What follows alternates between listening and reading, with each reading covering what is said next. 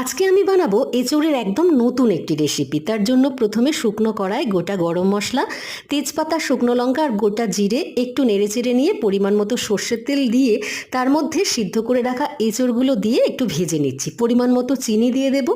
ভাজা ভাজা হয়ে গেলে এঁচোড়গুলো তার মধ্যে আদা আর টমেটোর পেস্টটা দিয়ে সব কিছু মিশিয়ে নিয়ে তার মধ্যে দেব পরিমাণ মতো ধনে জিরে গুঁড়ো আর কাশ্মীরি লঙ্কার গুঁড়ো।